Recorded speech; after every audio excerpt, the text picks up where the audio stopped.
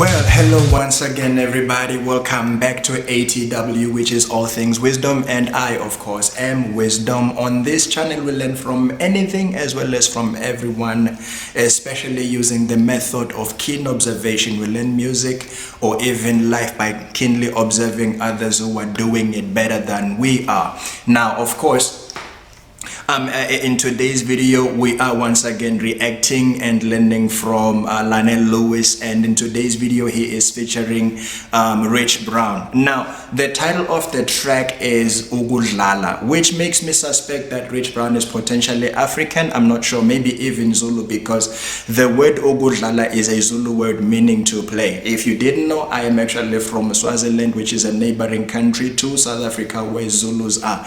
Our languages, in fact, are very similar. It's only a few differences or minor differences in dialect. So Ukudlala, they call it Ukudlala, meaning to play, and I call it Kudlala. I remove the first U from the phrase and it still means the same thing. So let's see what it actually holds for us today. I've never seen this track before. I've already seen Rich Brown playing, collaborating with Larnell Lewis in the previous video, and I loved him. Let's see what he has to offer today, because potentially this track might be written by him. Let's.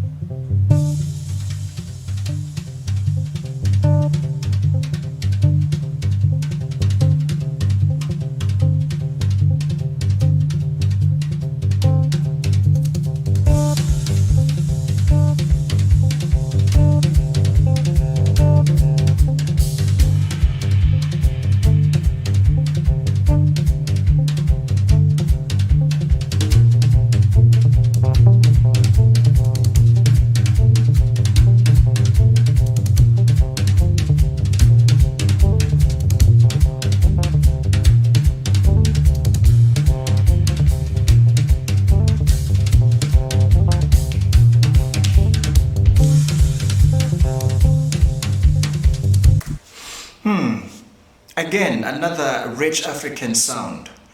Sounds more mid-African towards northeastern African, if I'm correct, especially the Francophone countries, like your Malian. I'm forgetting the name of the artist. It's not Salif Keita. Salif Keita actually also follows this route of rhythm, but there's another jazz or Afro jazz artist.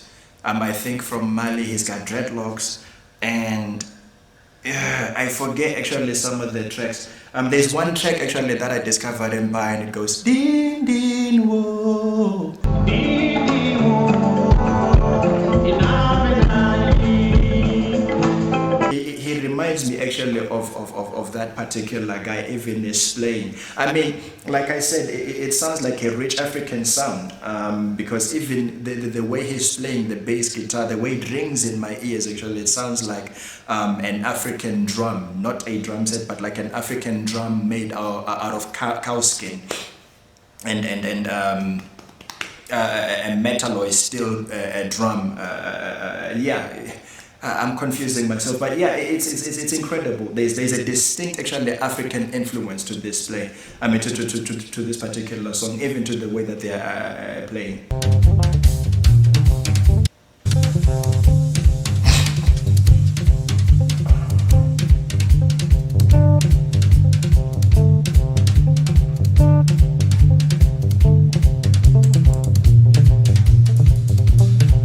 Yeah, the best sound actually, or should I say the bass sound, is more percussive than it is in natural bass. It's more percussive. It's like he's playing actually a bongo drum, if you will.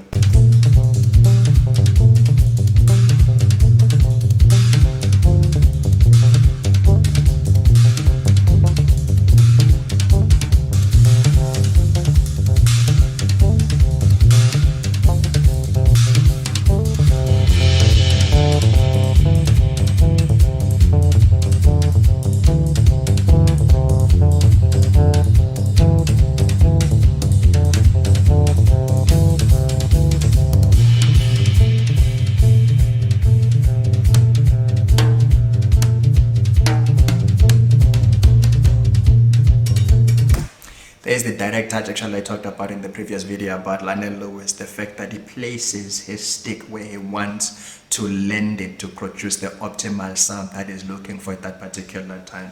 This comes with a lot of discipline. I cannot speak enough about this guy. I just love him.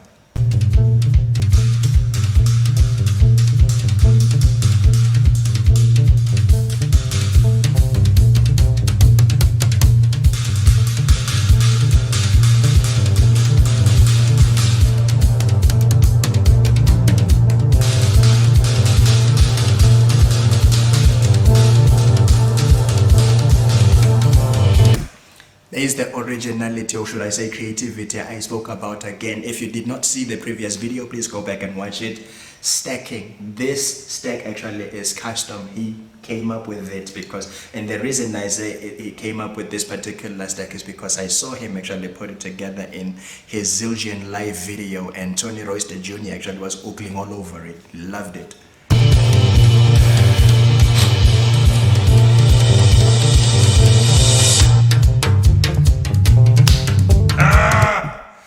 We gotta see that. We gotta see that. We have to appreciate everything about Larnell Lewis. We learn from this. Creativity, originality. Wait for it, wait for it.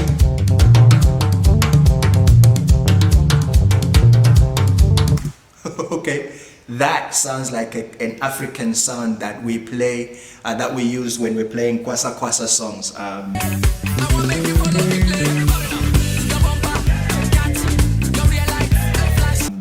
It's related to calypso, but it's not exactly calypso. If I'm correct, if you know music, please leave a comment below. We use this particular rhythm on the snare when we're playing Kwasa Kwasa music.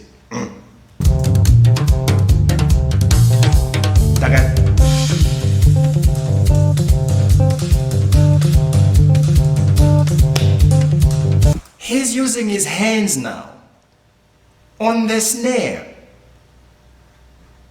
He's using his hands now on the snare. Come on.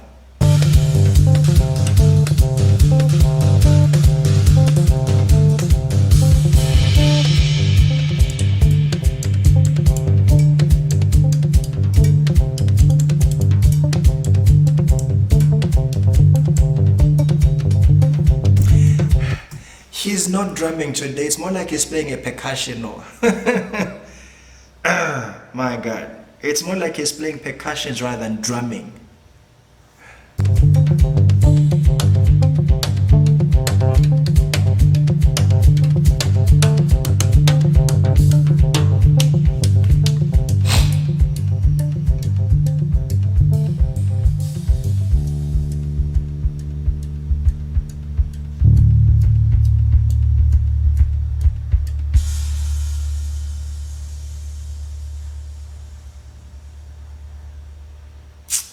Sugar.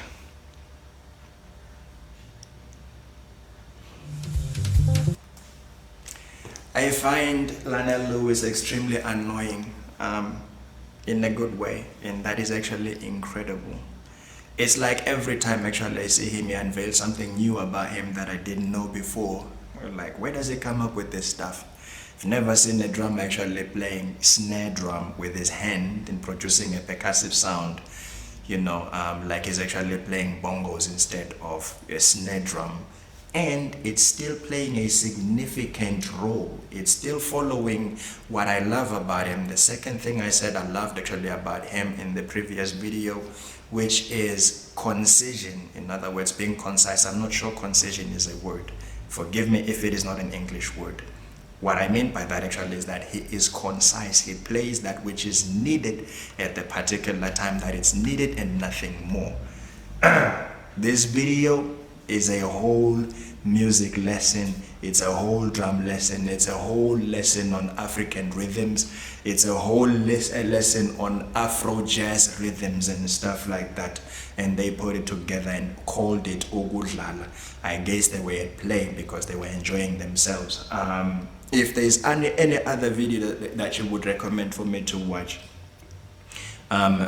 between these two guys. Please let me know if you like this kind of content. Of course, please support it by liking and subscribing to this channel. I've enjoyed putting this one together. I will see you on the next one.